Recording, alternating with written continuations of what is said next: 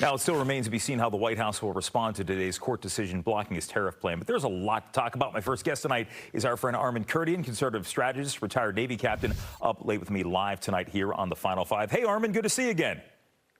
Always great to see you, Jim. The thing I love about having you on is you can talk about so much on this show with so much experience in your background. I want to talk right now, though, about the president and so far what he's been doing as far as tariffs go, as far as the economy goes. And as somebody who supported him, how do you think it's going so far?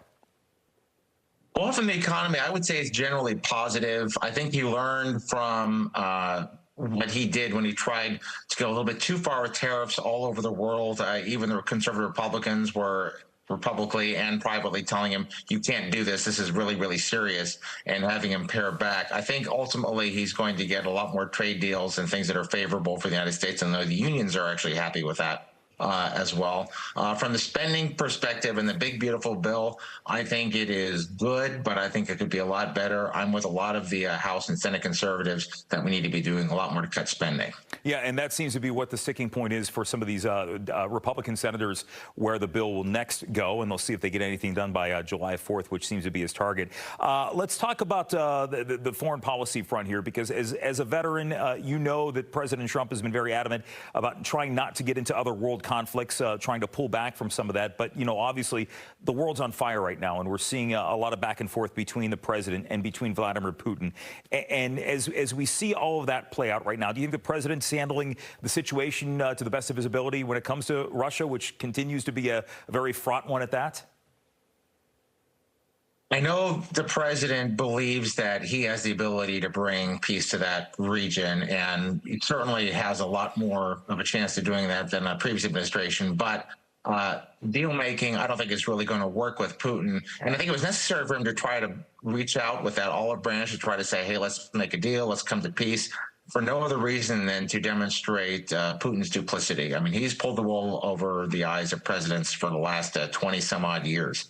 I don't think that's going to work until we get the entire world coming down on Russia, and not only just the European countries, the ones that are giving Ukraine weapons, but we're talking about other countries all over the world, Africa, South America, Southeast Asia, to end any kind of economic relationships they have with Russia and really bring them to bear, and also a lot of internal pressure when you do some psychological operations internally. So he is genuine when he wants to bring peace, because he knows that peace is a lot more profitable than war is in the long term. But this is flummoxing him for sure.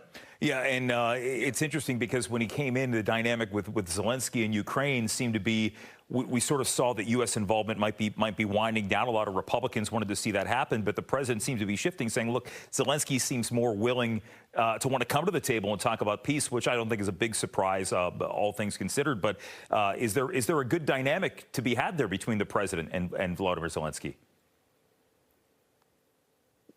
I think really kind of the best way to answer that question is it would not be in the United States long-term or short-term national interests to allow Russia to militarily and politically defeat Ukraine severely and seriously, because it'll really hurt American prestige going forward. I mean, this is really the first physical test of NATO, even though this is not really a NATO issue, since the Cold War. I mean, a hot war of this size has not been fought in Europe since the end of, since 1945. So I think the president can be publicly, demanding that Vladimir Zelensky bring the war to an end. But I think the only way to do that is to bring a lot more military and economic pressure to Russia. So I think Trump realizes that he needs Zelensky to bring Putin to bear, but he also wants peace, because that idea for the minerals deal was exceptionally innovative. That would be very, very favorable for the United States if we could get that in place. I'm very hopeful that we can actually do it. Unfortunately, Russia's in control of a lot of that territory right now. Hey, so we're just about out of time. I wanted, at the beginning of the interview, people saw on screen, we're now putting these facts about our guests on screen, and I don't have a lot of time. I maybe have 30 seconds, but I learned that your military nickname was Burglar. That it is. Can I you earned share that real that quick? in Puerto Rico. Had to do with one of the Liberty vans and checking out all by myself as the new guy.